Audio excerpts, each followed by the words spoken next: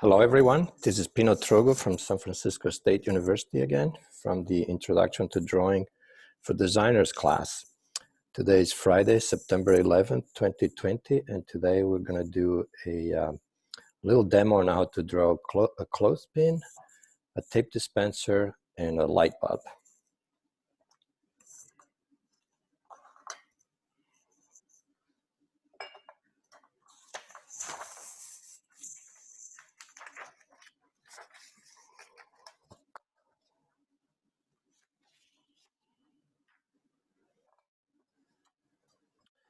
And these will be alternatives to the, well, actually one will be the clothespin, and one will be, in alternative to the clothespin, you can draw a tape dispenser or also a light bulb. But if you are going to draw the clothespin, this is what we're going to try to do. We're going to try to make a sketch of the clothespin at an angle. In other words, a kind of an oblique view or isometric view. Or slightly in perspective as well. And these are just some previous sketches. And the thing you're going to need to do is, with everything, of course, is trying to get the proportions first of how big this object is in terms of its main dimensions. In other words, it's X, I guess, Y, sorry. X, Y, and Z, right? So how big it is, how big is this dimension relative to that, relative to this. And this is what this is showing. And then we're going to try to draw the object in that angle. Later, when we start using tools, there'll be an assignment where we're going to draw, and you'll have the choice of drawing this particular, the clothespin, if you have drawn it now for this freehand assignment, or the other, or the tape dispenser, or the light bulb, or even something else. But if you did the clothespin, that's what we're going to do eventually. We're going to do an orthographic drawing at 1.5 scale, showing the front, the side, and the top view, and also a cross section, which will be a cross section around that spot. And then, as an extra credit assignment, if you like, we'll even do a clothespin isometric with tools, which will require templates, will require ellipse templates, which obviously you might not have at home. But if not, we can try to do this by hand. Okay. And these are just some general dimensions for the clothespin. So now we're going to put away those because today we're going to simply do freehand drawing.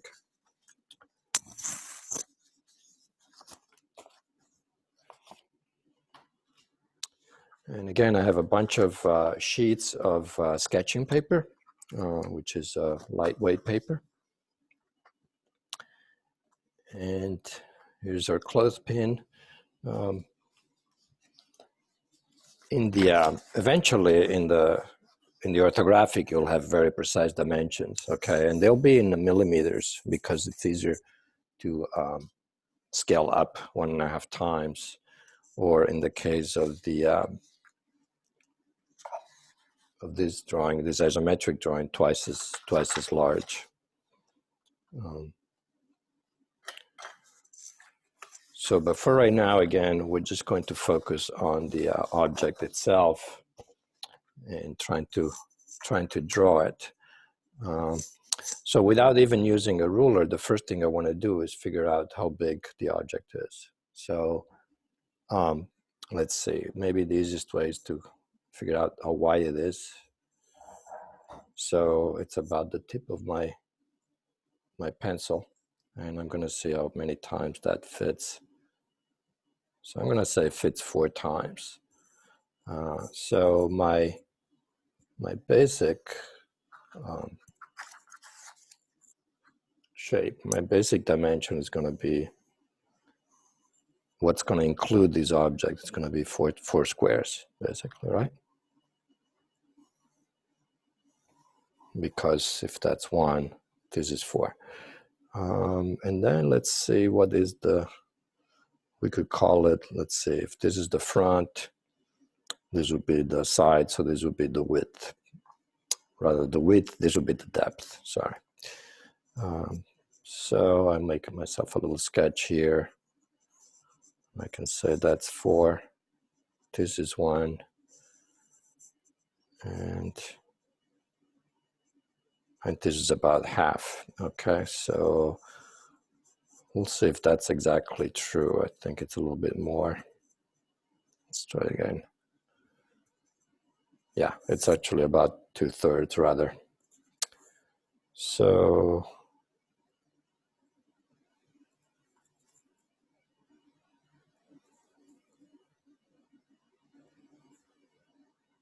sorry, it is half. The depth is half, so this will be half.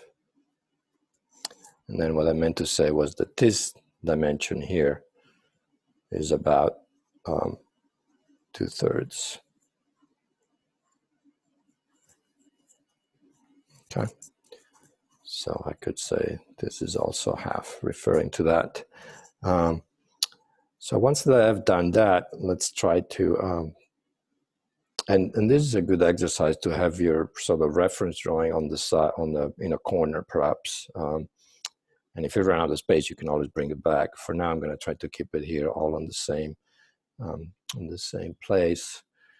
And by the way, again, I'm using these really nice Palomine Blackwing pencils and this really nice sharpener, which allows me to do, in a 2-step process, a really nice tip, which still like to finish off with a little sanding, so to speak, right, on the sheet. So I'm going to draw it again here because I want to draw it a little bit bigger. 1, 2, 3, and 4.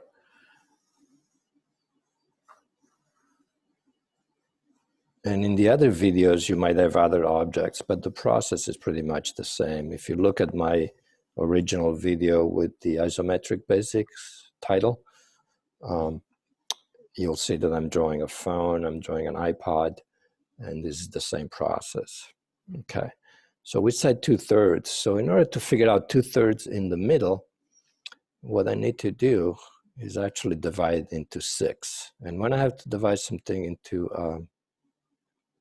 well, 2/3 would be easy, right? It would be like that. You eyeball it, but then if I split those in half, right, then I'm able to grab, let's see, if 2/3 would be 4/6. So 1, 2, 3. What did I do here? I didn't do it right. No, 6. 1, 2, 3, and 4. Yes.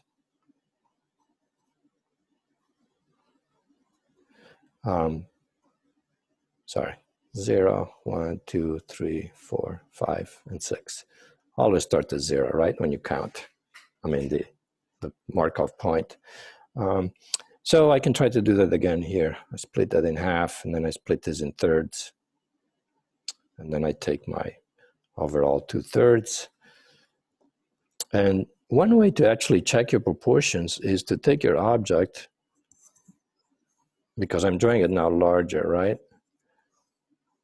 And if you extend the diagonal of that object, anything that falls into that diagonal is going to be proportional. So if I make a sketch that's this big, that will be proportional. If I make it smaller, that will be proportional too. All these points lying on this diagonal are going to be determining proportional rectangles to your original. And don't worry too much about making it perfect, right? I mean, right now we just, so that's the first basic shape, which is essentially a trapezoid shape, trapezoidal shape, right? So let's see, I'm going to now quickly determine these centers because, let's see, and this, where the spring is not quite, it's basically almost the center. It's a little bit over to the right. Then we have this other shape, this almond shape, lozenge shape, which I'm going to use again. This is my measuring stick. I'm going to sort of refer to that. So again, that's the same as my width. So roughly what the square is. And then somewhere in between these two, I'm going to place my other little detail here, which is another little notch that's there. I'm not sure what for, but it's there. Then I draw horizontal. You will see, well, I analyzed this a little bit better, and I noticed that because these are made with tools, right, industrial tools, it's probably a drill bit that's cutting off that shape. So what that means is that it's cutting it off from a flat piece, and that's the part that the drill, by turning, is going to cut off, right? And what's happening in the design of this thing is that roughly the centers of two circles that determine the shape are lying on each other's outer perimeter. Okay, so if I draw a circle there with this being the radius, and I draw another circle here which is being the radius, I get as a net result. Now here they're facing the same line, even though here they're a little bit at an angle, right, because of the way the clothespin works. So, but for now I'm just going to rough it out. So I need to determine two different centers there.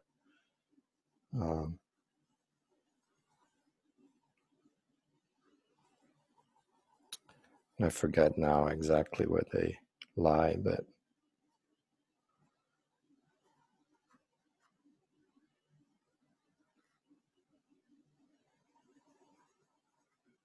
and actually I shouldn't have done this. Here is actually two little circles because the piece starts coming apart there. The other thing is this detail right here, and that's also a sixth. So I'm just gonna eyeball it. And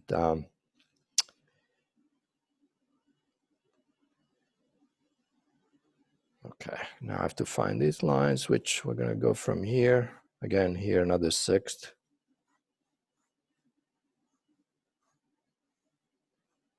So from here it goes to this center, but actually then from here it starts a little bit over, above and below, and it goes all the way here. So now it's getting a little murky here, but then we take, the shape, and so it's a little bit rough, but I get kind of the general dimensions. And then there's a few details here. We're not going to draw the spring because that's too much for right now. There are a few other details, which are these little notches that hold the spring. And I always do say that was bad. I just sort of put them in there without thinking. Always figure out what things might be first. All right.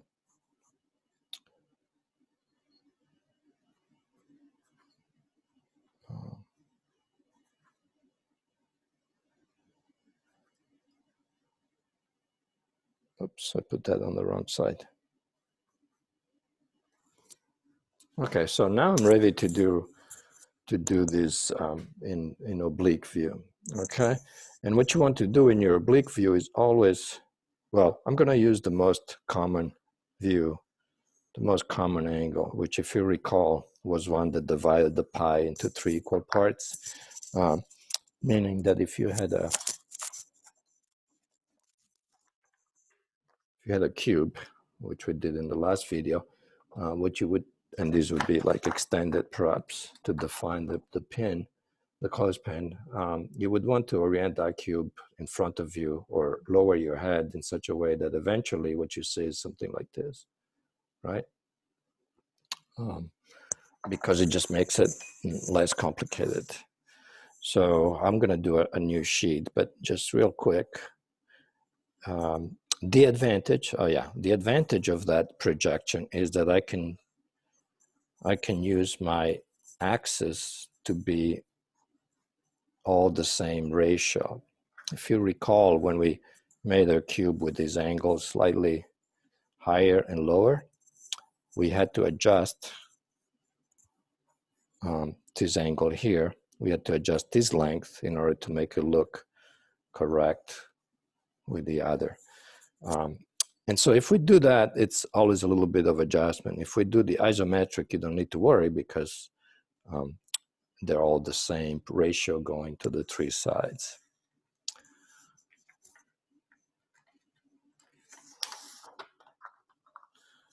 And I know by looking at some of the assignments that people have done already that from the milk carton, that some of you are still drawing the carton like this, making a perfect square, and then showing the side. And that we decided that it just is not possible. So try to get away from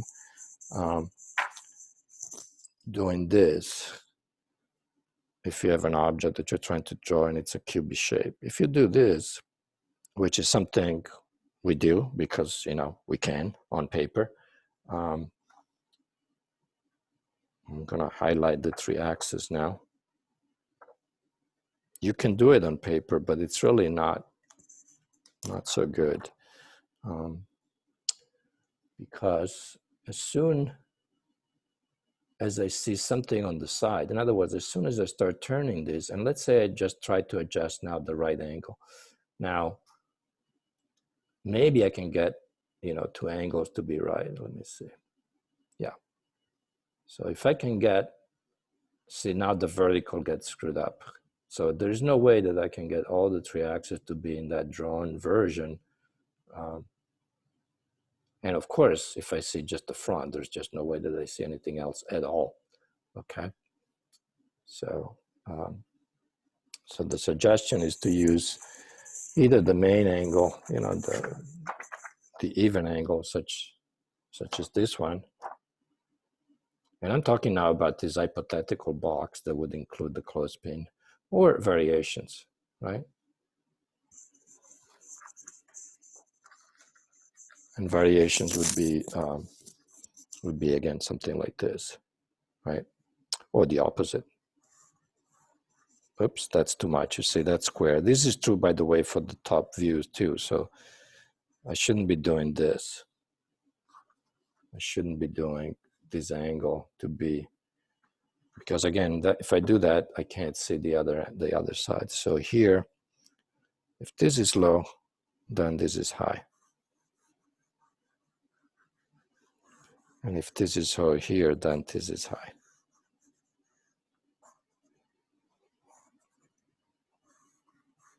Okay.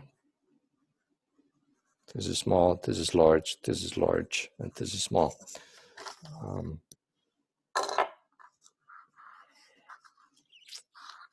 All right, I'm going to keep just this one here, which is,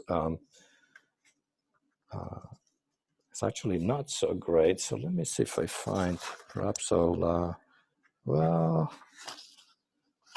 I think I'll have to stick with it.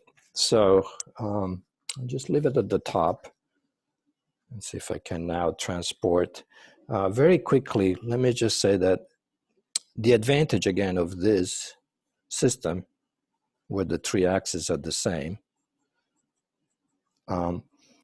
is that whatever is on these axes, on these edges, I can transpose onto the drawing. Meaning if I have a square and that square becomes an oblique view by pushing out this way and flattening this way. What we have is that these dimensions are still the same, right? What changes is this one and this one, because this gets longer and the other one gets shorter proportionally. Okay, so the two diagonals now are not the same distance on the drawing. So what we need, so the cool thing is once we resolve whatever is on the perimeter, we can then resolve what's inside by connecting those points on the perimeter that we already knew. how to get. Okay, so what I need to do now is create this box here, and now I'm just going to move a little faster because I don't want the video to be too long. Once again, try to hold your pencil like this, you know, like a little gripper there. I know some of you maybe did not grow up doing that, but try to do it. You know, some people can draw amazingly grabbing the pencil in any sort of kind of weird way, but in general, this is what you want to do because it rests on your hand there, and again, keep your arm straight, and if needed, move the paper.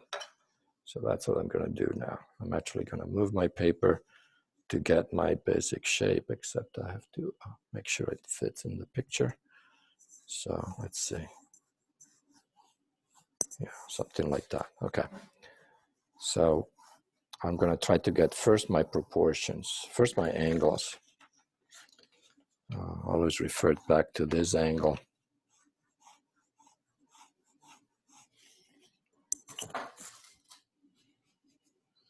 Let's see, to be a reminder of what that angle is this angle, right? It's the angle that's provided by this drafting triangle, which is 30 degrees here, and then if I flip it, I get 30 degrees there. So more or less, that's the angle that you want relative to your horizontal. And the vertical, once again, we're going to keep, even if you were going to do a little bit of perspective here, which in the case of a clothespin, by the way, it's a little odd because it's sort of going the opposite direction, right, in terms of perspective. So a clothespin in perspective might be a funny little thing, but so let's just assume now that all the lines are parallel and we're not worrying about perspective. The verticals, though, they always, you want to keep the verticals relative to the edge of your paper, okay? So that, by the way, gives me also the length. Do I fit? Yes. Okay.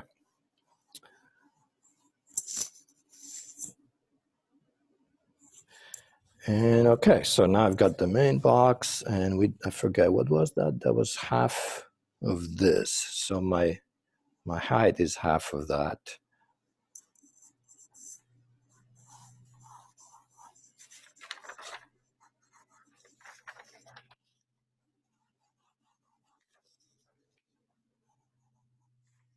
Almost too big now, because it almost doesn't quite fit in the drawing, and I'm afraid it might go off. So actually, I'm going to change it. I'm going to make it smaller. Let's see. I make it like this. Again, divided by 4.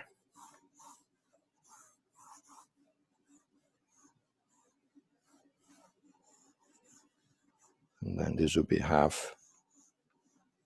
And don't worry about erasing, okay, for now, because it's faster if you don't erase.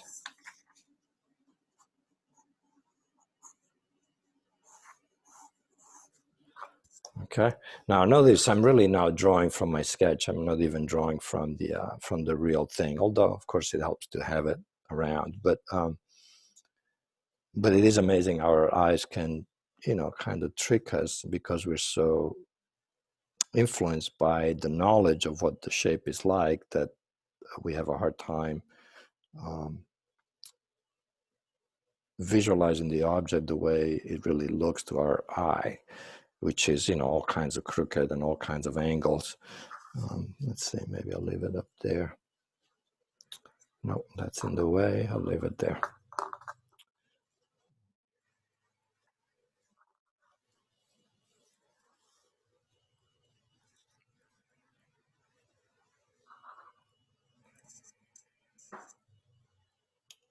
Okay. So now, again, I'm going to transfer all these elements that are around the object onto the side.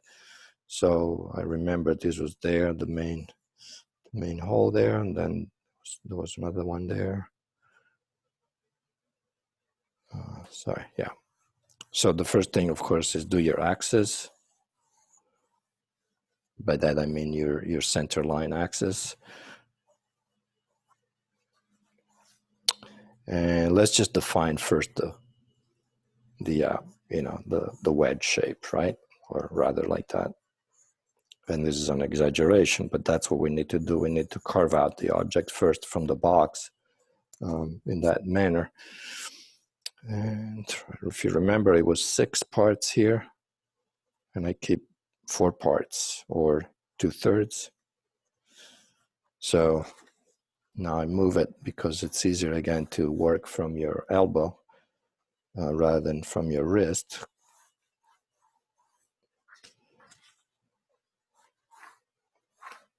So sometimes it helps to do dry runs, meaning like before I actually draw the line, I just kind of go a couple of times to see where I might have to hit, and then your motion, your muscles kind of keep in memory that motion and are able to actually repeat it when you actually do the line.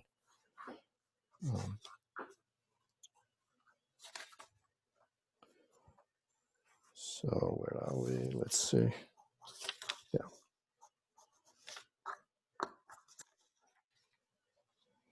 So that's it. So it's hard to see now in this shape, but if it was a wedge fitting in a square like this, and I left these 2 lines,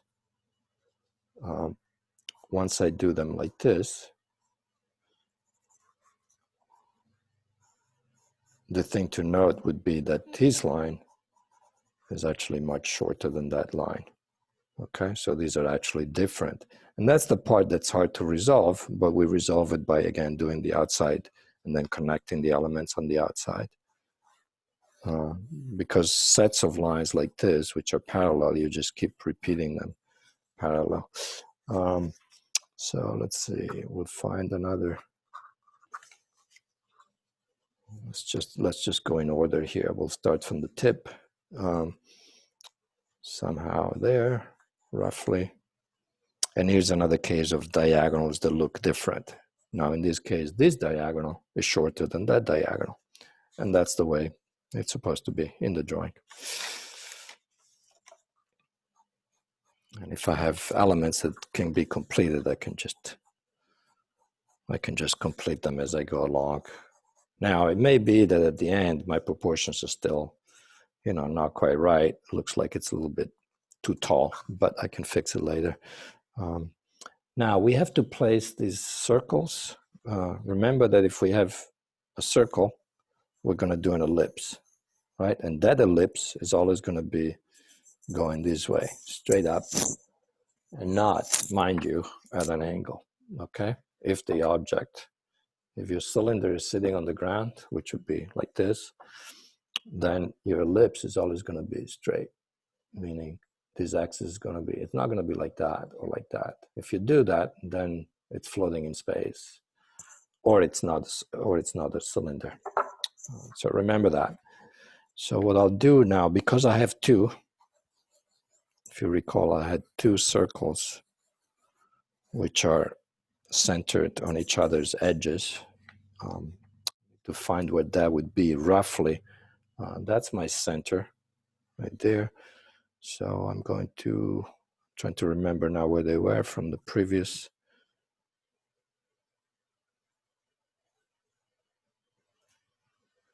Yeah, so once you determine them, then let's do this. Let's quickly, if that's my center, what I want to do is quickly define a box that will contain that ellipse using my typical angles here, okay? And then I fit it in like this. So here, these are the 2 centers.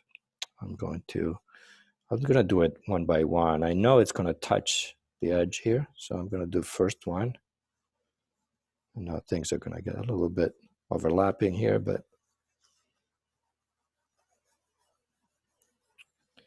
and then I'm going to do the other one, which the edge is there, the center is here.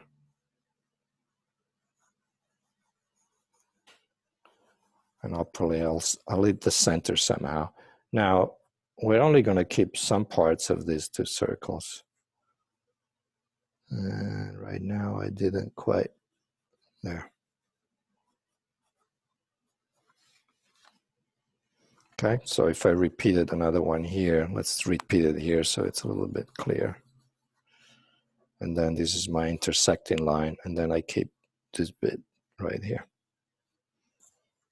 And you might say, well, I could have just done this. Well, it's a little more complicated because by default, your hand is going to make a shape that's like this.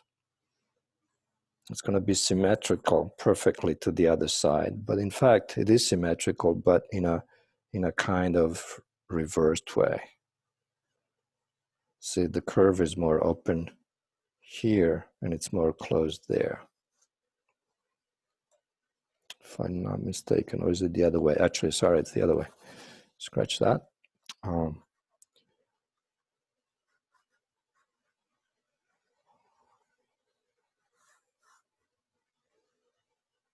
Well, it's a little more complicated than all the things I just said, but the thing to remember is it's not this kind of thing transposed on the angle like that.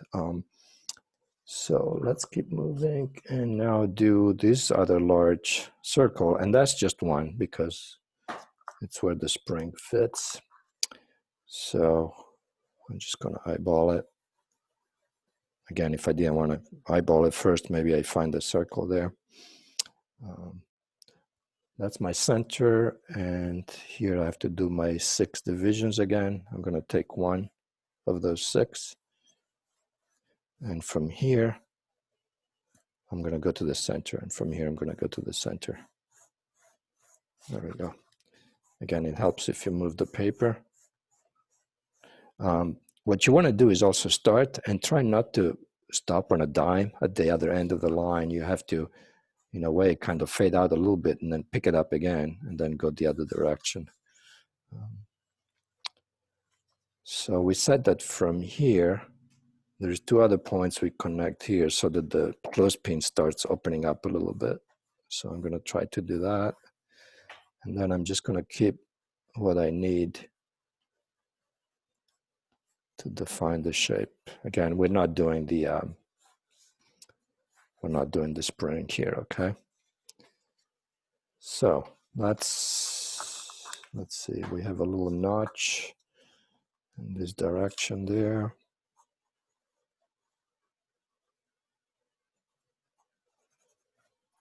And we have a couple of notches here on the back, and I'm just going to quickly eyeball them.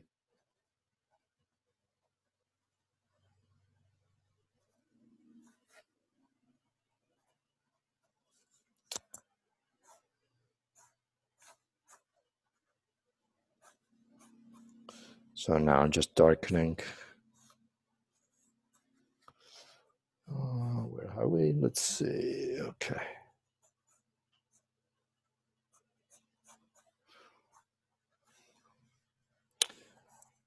And then these little details, you just repeat the direction of the existing lines.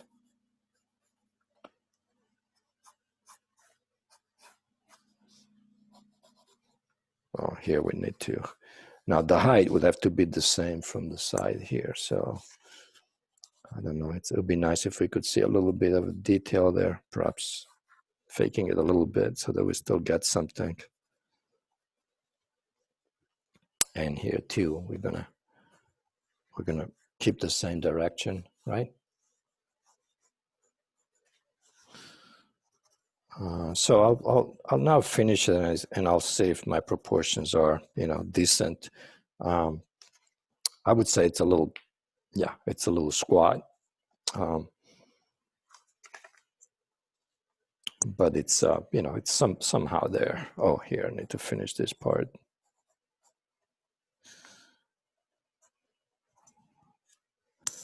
And maybe what one can do is actually take a tracing paper. Remember that you can always use tracing paper to, to make adjustments or to understand the drawing a little better.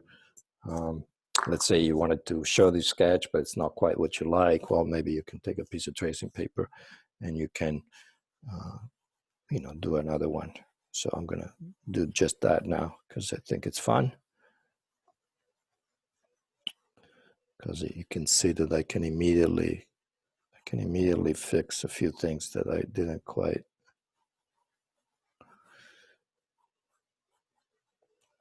On this pencil, and also, yeah, I felt it was a little bit too squat, so I'm actually shrinking it a little bit.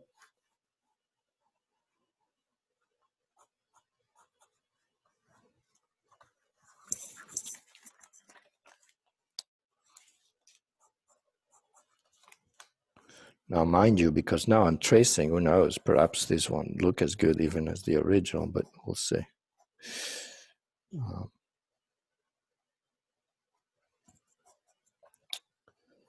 Once I get the main shape, again, try to keep your lines kind of in relation to each other.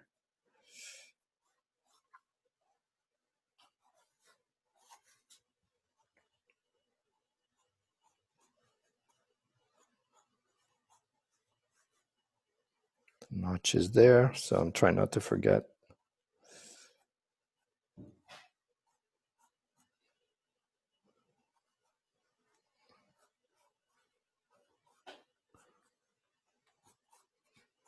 Okay, so we're almost done with this.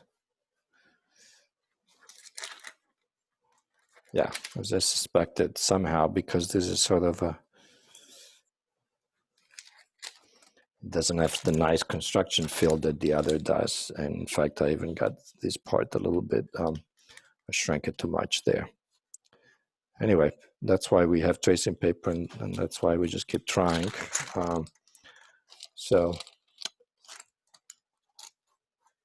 But this may still be good enough for what, whatever purpose you're trying to, to draw your object. Okay, so that's the clothespin. I'm going to now switch to the dispenser, which is already in my other video.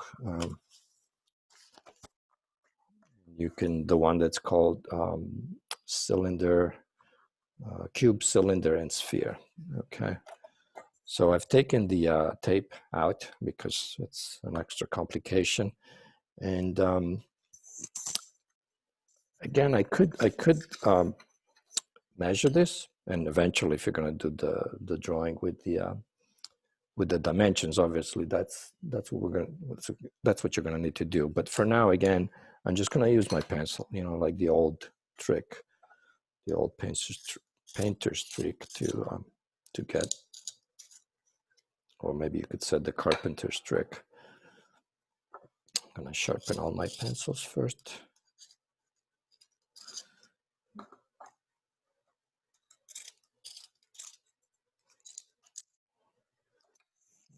Going to use my old drawing to sharpen them a little bit. I'm turning the pencil as I do this, okay, to get them, to get the point even and round.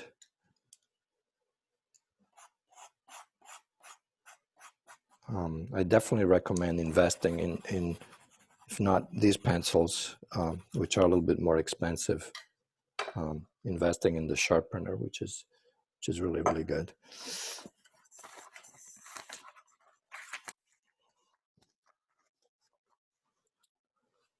Okay, so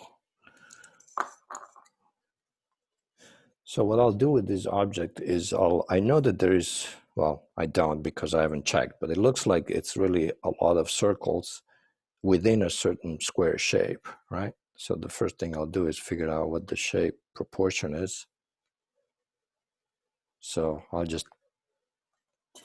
could also trace it, right? Even though that's a little bit cheating, but I think it's 1 to 1.5, roughly. And if this is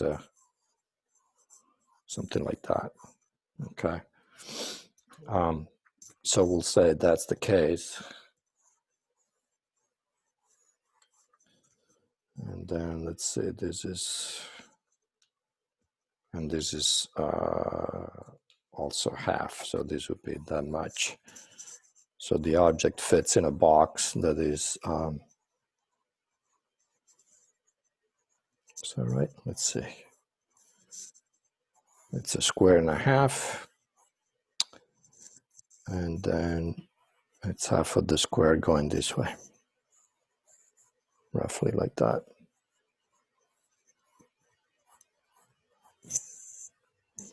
If I were to move this box there, I would get 3/4 of a cube, but I'm not doing that. That would just confuse. Okay, so that's the main proportion. So this looks like it's in the center of the first square.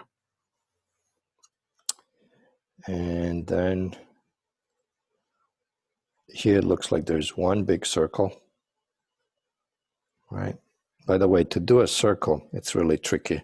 An ellipse, as I mentioned before, you hold your pencil like that, and this helps you to lay the palm of your hand down there. But to draw a circle, you have to put the pencil from above. And what I do is, I don't know if I can draw this. I use my little pinky here. Pinky? I don't know. Small finger. To draw. And I just make a turn. And that gives me the little touching point. So you can't see it from the camera angle, but I do this. Okay, so to keep these in the same spot, like that. So if you do it, it's like that. Okay, so I'll try now to draw a circle there. Then I know there is a smaller circle here, and just for simplicity, I'm going to make that circle half of the other one, meaning I'm going to fit it into this smaller division. Okay, right there. And that starts giving me some construction points. There is another circle here. It's smaller. Let's figure out where it might be. Perhaps it's a little bit lower than this one, I believe. So I'm going to say it's maybe there. And for now, I'll just draw it. And then we also need this one, which is not quite. Let's say it's a little bit bigger. Yeah, it's not quite there. It's a little bit more. So I'll just, in other words, not quite splitting this distance evenly. It's a little bit more. So another circle there. Is that true? Maybe it was the yeah, roughly. Okay, then we have some other details. But I realized this has to be much bigger, in fact, because otherwise this dimension is a little too close there. So let's do that. Then here, there's another large circle, right? Again, just follow your box, so to speak. Of course, short of measuring, we can't know for sure, right? We're just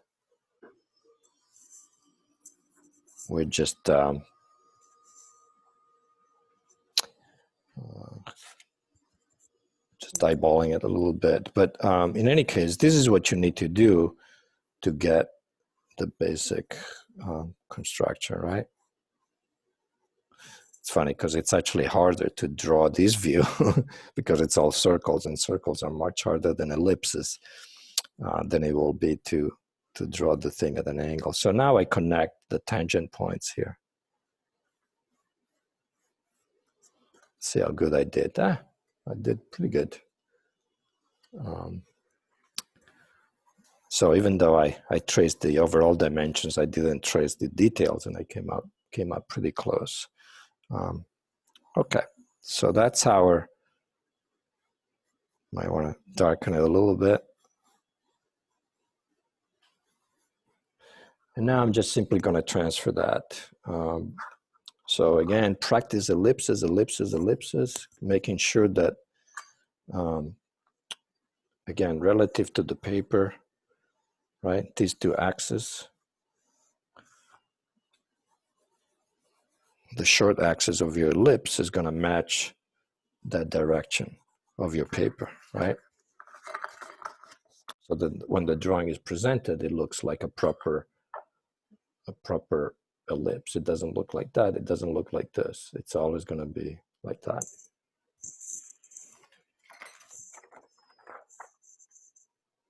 Right? So I'm just going to repeat it again 3 more times. So when you draw it, don't draw it like this, to the left or to the right at an angle. Always draw it straight, like that. Of course, if your object is not sitting in front of you on the ground like that, let's say, but it's sort of floating in space, well, then, of course, your ellipses are going to be going in different direction. So this is a fairly straightforward proportion. So I'm going to now just try to do it. Maybe I'll keep the object. Unfortunately, it doesn't show very much because of the light, but perhaps I can use a little prop. Actually, what I should try to do is put this at an angle. Now that's going to be tough. Nope.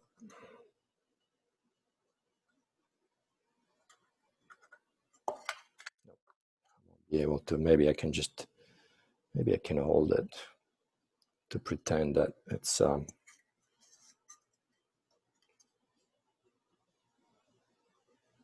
no, I won't. I'll just it's too complicated. I'll just keep it there. I'll lift it up once in a while to check, okay? Because it's got this other part here that we'll need to talk a little bit about. So 1 to 1.5 is the basic proportion, and I'm gonna do it now a little bit smaller. Again, if you use these angles, when you bring the vertical up, it will give you automatically the square, the basic square, right? So then what you could do to get the other is actually work this way. I don't know if you see what I'm doing, but you can just kind of draw it by using this always the same, because basically you're drawing perfect triangles. By perfect, I mean, you know, with the sides always the same. And we said that this was also half, so like that.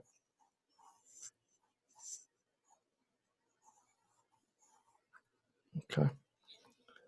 So this would fit somewhere there, right? Now this is higher, that's why you're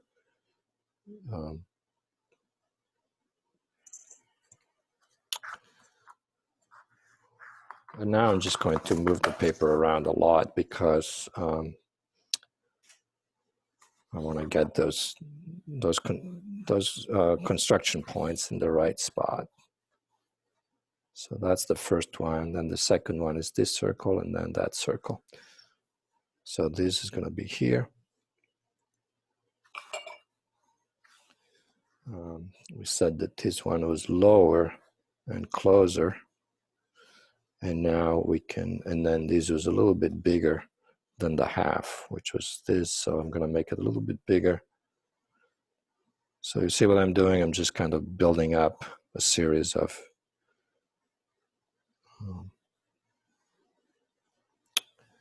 let's see if I can use a pencil to show that actually. So if I had a series of squares that contain my circles, that would actually help because it's much easier to imagine squares at an angle than circles at an angle. So if I now transfer those, for example, how far these two are, it's a lot easier if I try it with a square rather than with a circle. So once I've done that, I'm going to now just try. So a very large one here. I'm going to quickly use tracing paper to, again, what would be the approach? Okay, so you have a square at an angle, right? So these are the reference points. So what you want to do is you want to hit your ellipse there in those 4 points. And to do that, again, it's best if you move your hand so that it aligns the paper, so it aligns with this. And then you just do a little bit of a dry run, and then when you think you're close, you just go for it. Okay. And because you have this construction, it's always going to look fairly good, even though it's not perfect. So I'm going to start with the big one. So the idea is that don't worry about making mistakes, because who cares, right? So these are my tangent points. Now I'm going to do another one there. You know, maybe once in a while, go back and check. Then another smaller here, right? This other guy right there.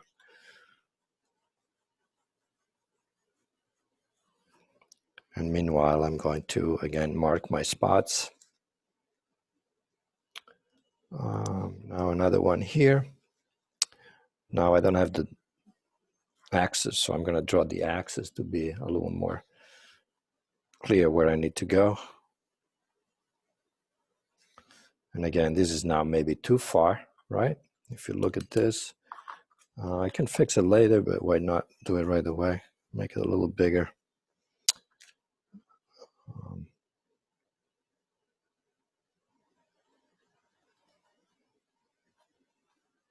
And then some parts you just kind of eyeball it. So for example, this line might go to the corner there. Oops. So we could kind of eyeball that, right? And go into the corner there. Oh, we need another big circle here. We haven't done that yet, which would be this one. Let's see, where are we? There.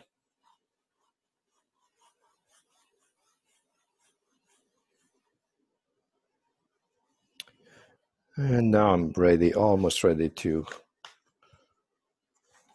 I know there's a little bit cut out there at an angle.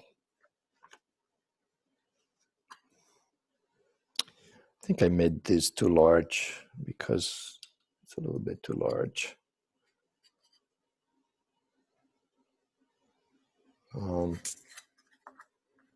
So let's see, I'll make it a little bit smaller.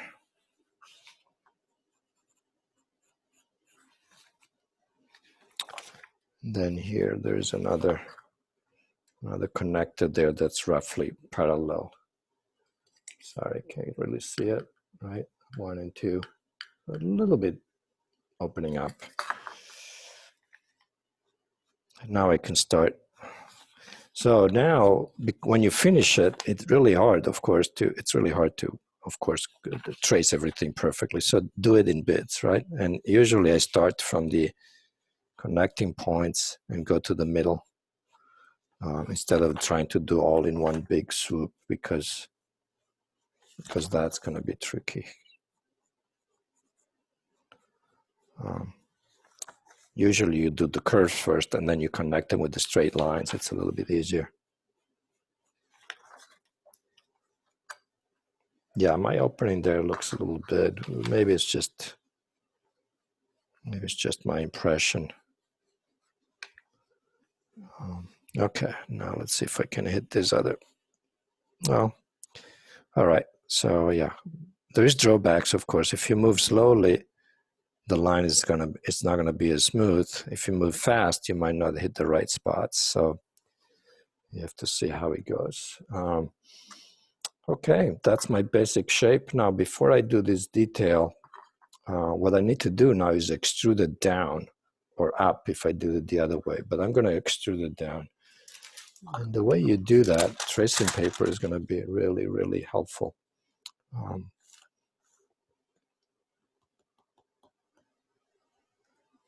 Just to understand how it works.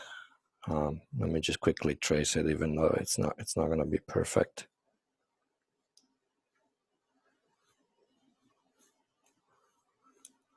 In other words, this is my shape. What I need to do is I need to move up and down in order to get the corresponding, and I can see already, I think, that my height is too much, but that's where it would be, right?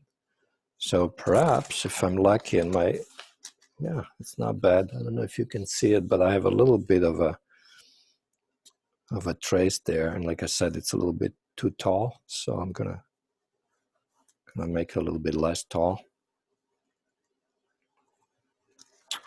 Okay. Now, if I were to be doing this, I would, if I move this up, you can see, you know, it's transparent, so I could now just simply, the thing to remember is to connect these tangent points here, wherever they're sticking out, to the one below.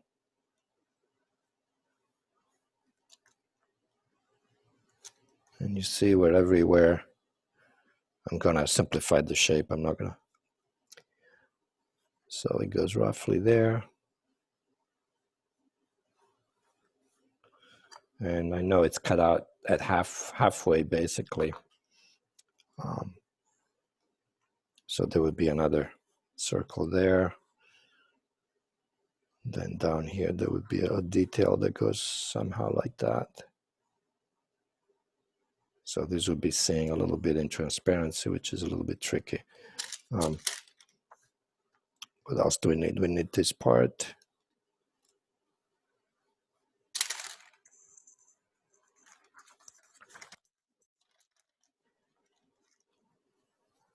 So now my ellipse has got a little crooked, but that's the process, okay? You can pretend that this tape dispenser is actually solid. I mean, it's not. No one is going to. These ellipses are a little bit at an angle. They should be more straight. So I'm just going to repeat now this down here to get. And just drop down.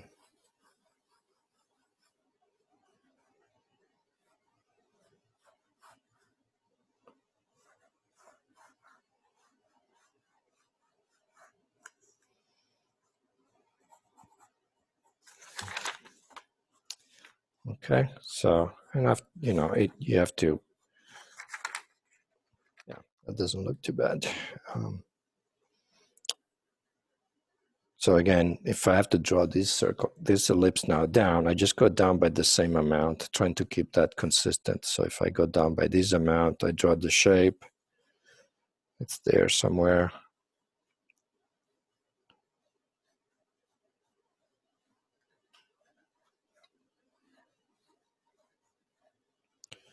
And then I did the same thing with this big guy right here, which I'd already done.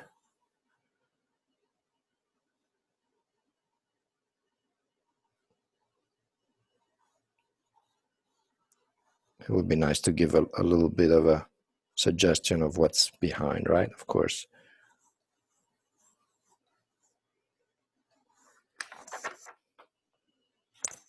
Funny, looking at the drawing, sometimes I can't really see what I'm doing much, but now I look at the screen, and that gives me a flatter, you know, a more flatter view of the object, and I say, oh, okay, it's actually not too bad. So what? Oh yeah, let me quickly do this detail. So this detail is half. The cylinder is cut in half there, and then it has this little protruding grabber thing. So the way we need to do that, and they're aligned with this axis, right? They're in that position. So that means they're aligned with this axis. So if I have my ellipse there, if it were going all the way down, I would have a cylinder that's like this, right? But instead it goes halfway. So I have to do another one. Now I'm just going to pretend it's really totally transparent. And then those two spots, because they're aligned here, you have to show them this way.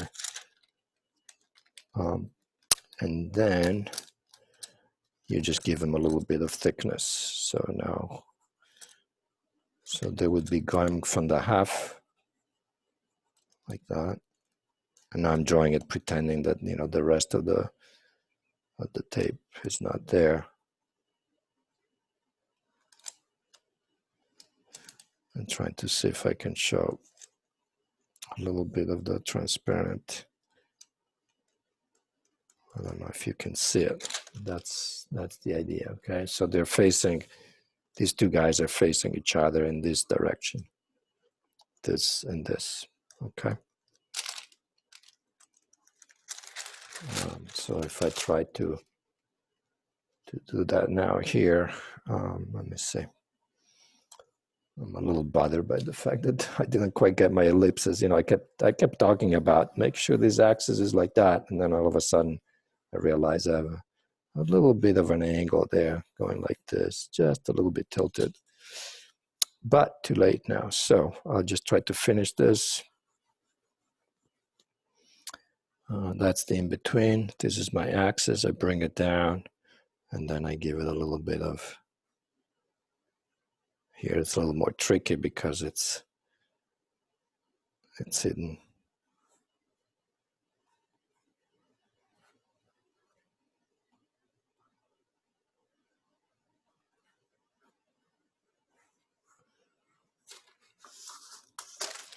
Sometimes it's best to leave things a little bit undefined because your eye, because your brain knows the object, you know, it kind of adapts and says, oh, okay, that looks like a tape dispenser.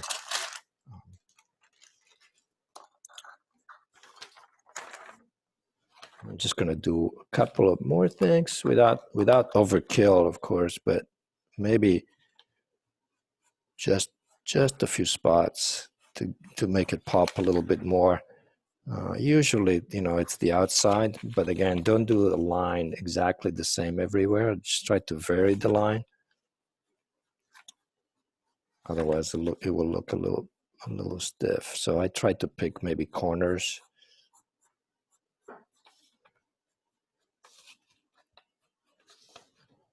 And there, I'm not going to do. We could do all these little details, but that's just too much. So.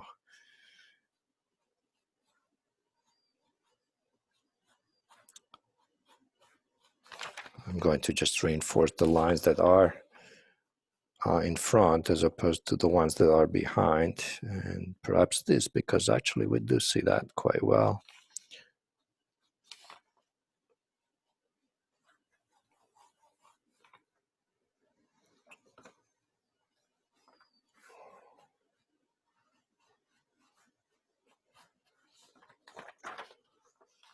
Okay, so that's the tape dispenser.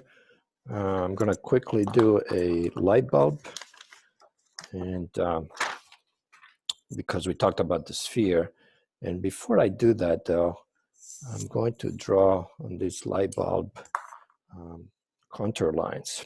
I'm going to take the, let's see, how do I do this? Imagine you're using a lathe. You guys know what a lathe is what you use to turn like maybe chair legs or spoons or anything that's cylindrical. And then I'm gonna kind of draw these lines almost as if this were a globe, at least in the top part for sure. And these would be my meridians. And then besides the equator, right here, I might have, I don't want to overdo it. I will do, let's see, this might be Tropic of, forget which one is the one at the bottom, Cancer or Capricorn, one of the two. So, because that will help us draw it.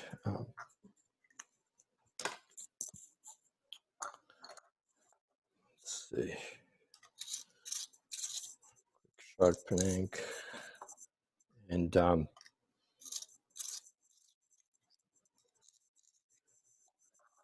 Okay.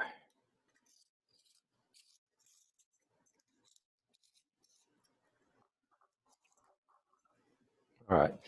So essentially we have a sphere, right, connected to a shape that's basically a cone, except it's tapered a little bit. I mean, it goes in a little bit, right? But that's what it is. And we haven't talked about cones, but and then this shape is a cylinder, even though there's a screw there, which is a little bit of a complicated shape. So we won't do that today in detail. But so we have let's take the proportions. Again, start maybe with that and say, okay, how many times is that over here? Let's just say it's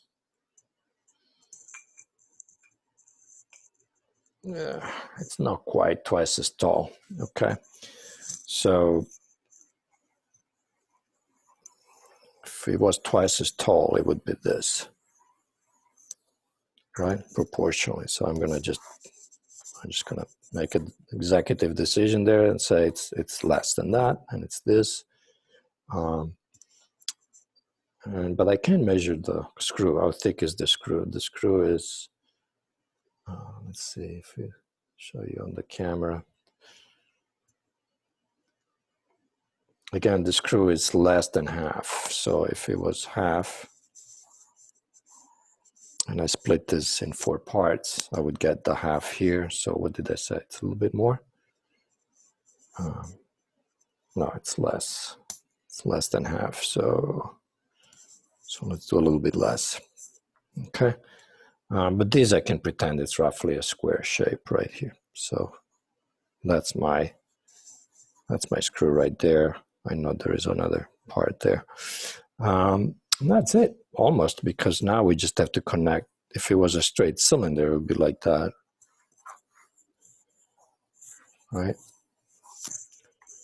But we know that it's going to taper. It's going to, essentially here there would be like another big circle, but it's too big to draw in the paper. So I'm going to just eyeball it. And here I'm just going to fake the screw a little bit. Okay.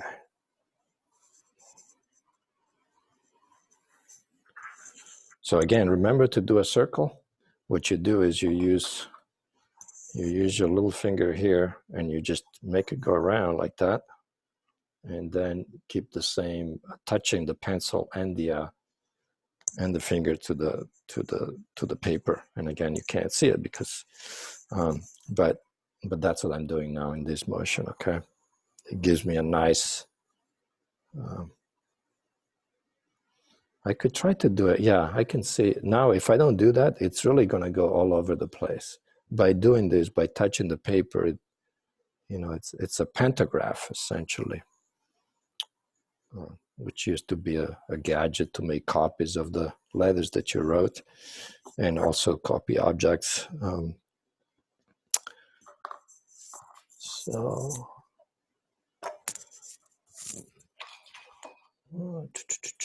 I didn't want to erase, but I have to erase because I want to have room there. Okay, so I'll leave my shape there. Again, if you recall, how did we do a circle to make it look like a sphere? So what we did was first we put an ellipse inside like this. Okay, then we did a vertical, and we know that if you look at a sphere, and it's a globe, let's say, we would like to see the pole, right? So the pole is somewhere there, but it's not at the very top. So what we can do is just mark it like this, and then try to inscribe another ellipse. See if I can do it. Going in this direction, like this. So that's my North Pole. This is my South Pole. So that already is pretty good, right? But I like to do also another meridian. So we'll use that those tricks. And these again are called contour lines, by the way. I think that's how you spell it.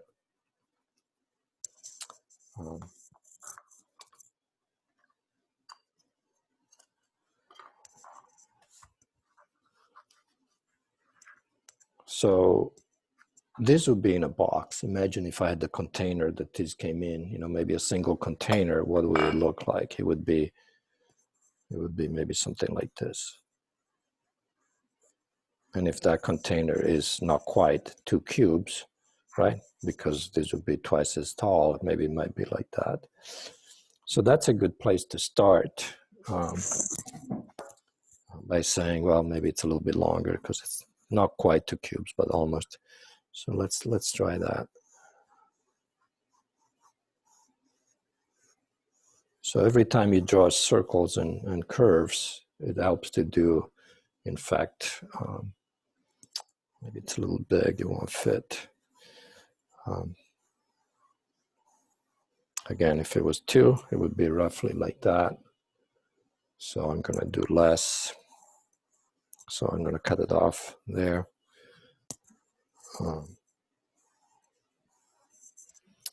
Now I have to be a little, it's a little tricky because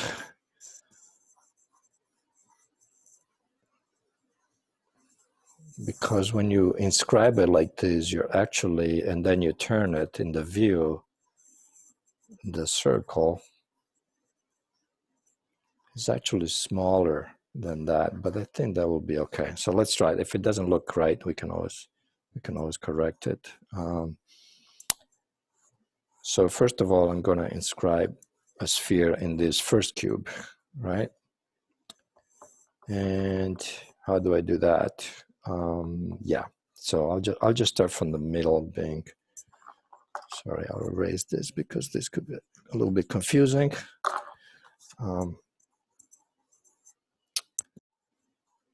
So this would be my equator. How about that? I'll just start with that. Seems a good place to start. Yeah, and I can see it's already shrinking. So the problem with this construction is that this box is actually much bigger than the actual light bulb because now it's already gone in there. So I'll have to adjust everything proportionally. And this is now my new box. So that means I have to go up by the same amount, which would be there. That would be my new center. I don't know if you can see it, but I'm basically restructuring my construction here so that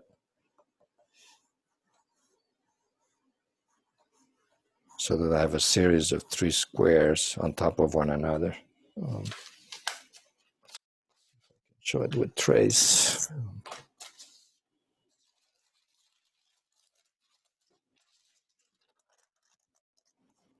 Yeah, so I have one here. So this was the first one.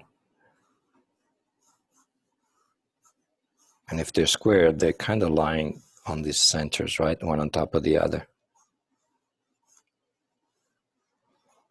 Okay, so the first one would be there.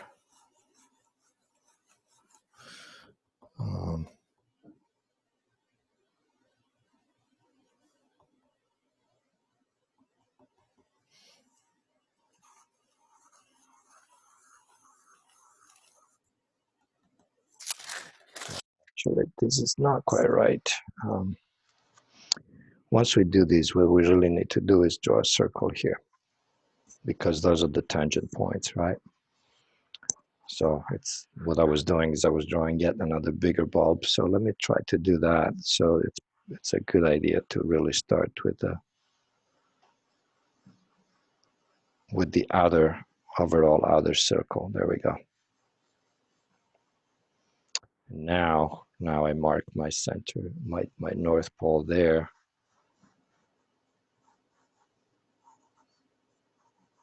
And I try to do one there and one in the opposite direction. And I'm skipping a little bit here. I should really construct all these planes, but Okay, so now from here we go down by kind of the same amount, but not quite right there. And now it should be fairly simple because it's just a matter of constructing different spots for your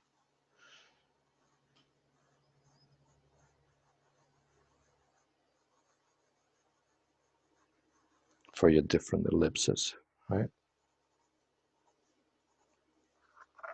This part right there, it's, you know, it's a point below. So let's say it's there. And it's got, well, it's got a couple of steps. You could show it perhaps if you want, with showing another like that.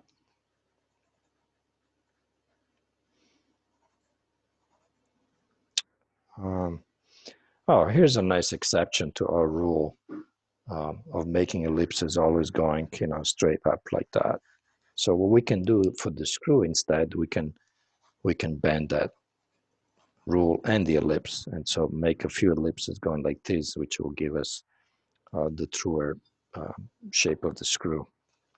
It's still an approximation because that's a really difficult shape to construct. So instead of now building a bunch of ellipses on top of one another, which wouldn't be a screw, it would be more like a series of ribs.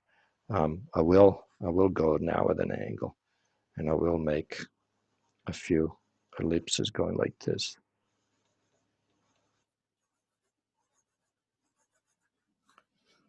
And then I'm going to just kind of give a little indication that, and of course I did it way too big. I got my proportions wrong there, but I'm not going to change it now. Otherwise, this video will never end. Then I have to bring it back to normal though here with a regular ellipse, right? So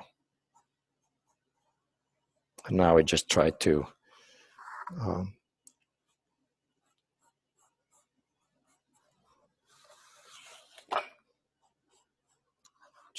get the curve to kind of be a little more coherent. And if I'm going to do this, I mean, the light bulb might in fact be one of those that actually has a slightly different cupola, you know, the top. So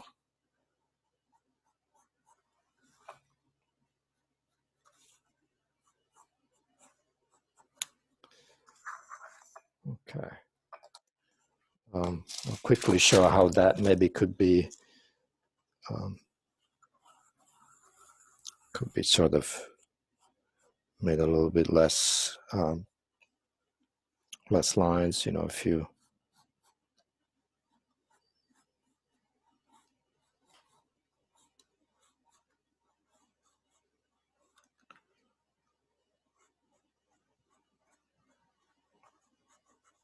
And if in doubt, you know, if you leave it a little bit undefined, again, people won't complain. If you try to finish it off too much and then it's not right, then it's a little more more problematic.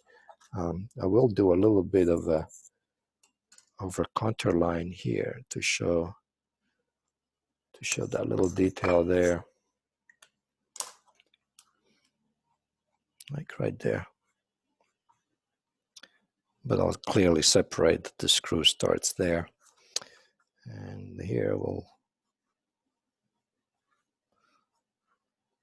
give a little bit of, oh, sorry, here. In other words, the equator.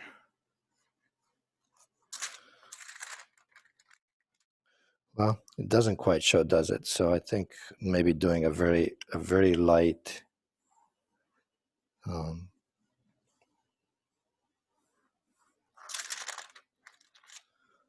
helps a little bit.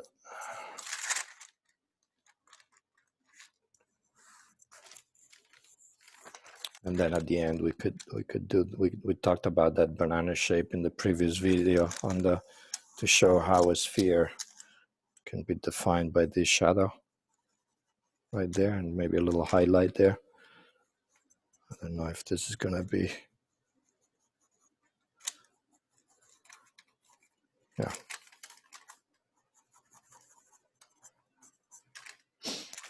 Okay, I think we'll come back to the shape, but for today,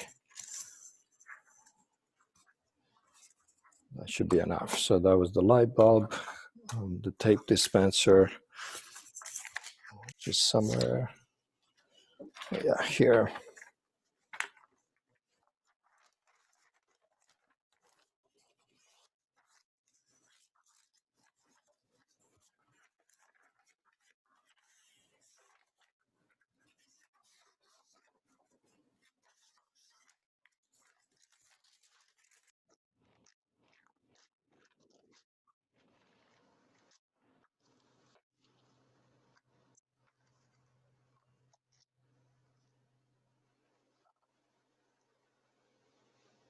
All right, see you next time.